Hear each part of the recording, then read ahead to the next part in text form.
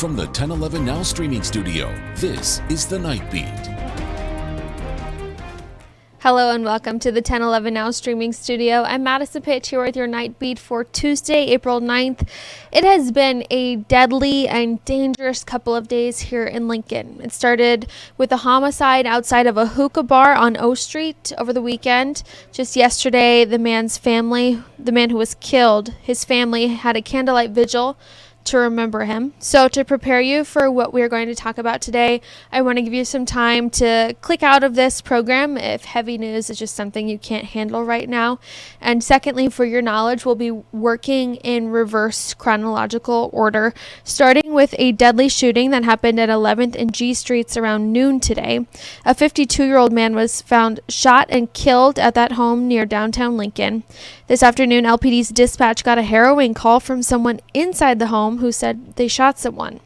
The 53-year-old man, who was later identified as Jacob Molloy, who called 911, he was arrested when police got on scene. He is in custody as of this evening. Officers did find a gun at the home, but now they're trying to piece together what exactly led up to this deadly interaction. And 3 hours before that, a Lincoln healthcare worker went to a trailer home at Northwest 6th and Gaslight Lane to check on a 66-year-old woman who was living there. And when they got to the door, they saw flames. They called 911. Lincoln Fire and Rescue crews got to the home and knocked down the blaze quickly. But they say when they went into the home, they found the woman who lived there. She was dead. LPD is investigating, and they say it doesn't appear to be suspicious. Additionally, there were some cats who did survive the fire. We don't know right now what exactly started the blaze. And we'll wrap up today with a story that's got a bit of a silver lining. It was a horrific scene on Easter morning for an Odo County family who had to scramble from their home after they realized it was burning. The homeowner, Deborah Olson, tells us she ran back inside to grab some of her cats, but she couldn't find them because the smoke was so thick. She thought all of her cats were dead, and when our camera crew was there talking with her, she got a bit of a mini miracle. Let's check it out.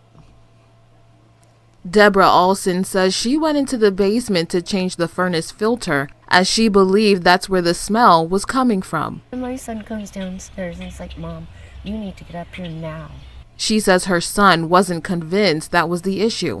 Following the disturbing smell, they were led to the bedroom where the unimaginable was discovered. Her bedroom floor was engulfed. And looked back and it was about 2 foot up. And I looked at my son and he goes, "Mom, get out of there. It's a fire. You gotta get out of there." The family said they grabbed what they could before the smoke became unbearable. Just started like roaring, you know. The smoke was so black and heavy. You couldn't see, you couldn't breathe. Deborah Olson said she ran back into the house for her 4 beloved cats, but the smoke and soot left her blindly feeling her way through the home. And I knew where they were at, and I tried to go in and get them, and I couldn't find them because it was so dark. But during this interview, it was nearly a miracle. Deborah and her daughter Emily said they could hear cries coming from a bush outside the home. It was one of the Olson's cats. Oh my goodness, I know, baby. I know. It's been so terrifying. It's all right.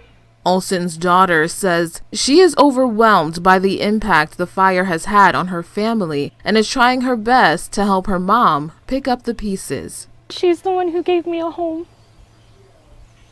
So I'm trying to help her get back to her own home. Gosh, wasn't that story just incredible and heartbreaking? When I watched the video of Deborah reuniting with her cat, I had tears in my eyes, and I know that was a sentiment for a lot of people in the newsroom.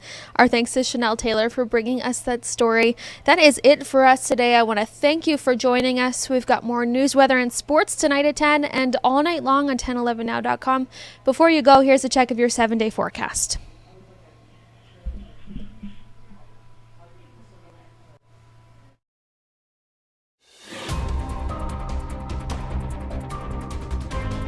You've been listening to The Night Beat.